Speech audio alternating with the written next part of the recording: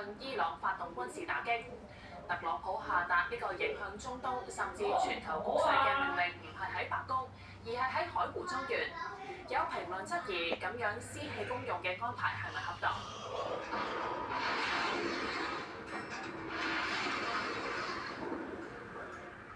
美國同以色列幾日前聯合對伊朗進行軍事打擊，造成死傷。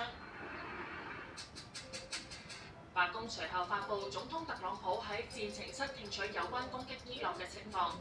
張相上面除咗特朗普，仲有國務卿魯比奧、防長克格塞斯、中央情報局局長拉特克利夫以及白宮幕僚長懷爾斯。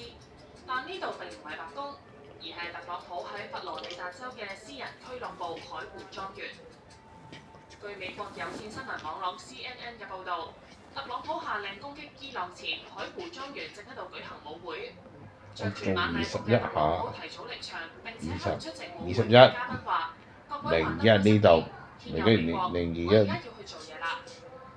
呢個並唔係第一次海湖莊園變成臨時戰情室。早喺2017年，即係特朗普首次擔任總統期間，接待時任日本首相安倍晉三。2日嘅會議，雙方主要商討應對北韓核問題。當時已經有傳媒嘲諷莊園變咗公開戰情室。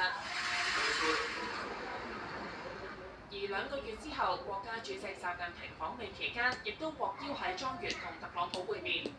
據報兩國元首喺莊園享用飯後甜品嘅時候，特朗普突然向習近平透露已經向敍利亞發射多枚導彈。食到邊啊！特朗普同埋幕僚喺莊園設立臨時戰情室，觀看海湖莊園喺佛羅里達州嘅棕櫚灘，由一個商人喺1927年興建，面積超過11萬呎，大約1個半足球場，裏邊有120幾間房，有會議廳、宴會廳、網球場同埋泳池等等。1985年被地產大亨特朗普買咗落嚟。佢當選總統之後，由於佢多次喺呢度見外賓，所以被稱為冬季白宮。除咗招待政要，特朗普亦都不時喺莊園嗰度搞派對，例如同親友喺呢一度一齊睇美式足球超級碗決賽。而只要成為莊園會員就可以進出俱樂部。現時會籍大約100萬美元，折合港幣大約780萬。有保安專家質疑海湖莊園嘅保安根本唔可以同白宮嘅戰情室同日而語，因為莊園經常有會員出入，賓客雖然都要經過特勤局安檢，但特勤局唔可以決定邊個可以進入俱樂部，而喺呢度工作嘅員工亦都冇接受任何背景審查，好容易被外國間諜滲透。中情局前局長麥克魯克林亦都曾經指出類似嘅問題。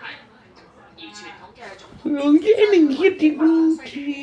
1961年有更大嘅總統建立，室內設置不斷更新同埋現代化，通訊設備有嚴格保安要求，防止被偷聽或者泄露情報。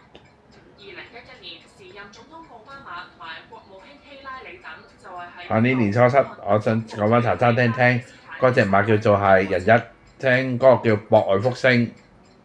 特朗普冇解釋點解要喺海湖莊園博愛福星。而一向重視國家安全嘅特朗普，呢個世界做國安風險。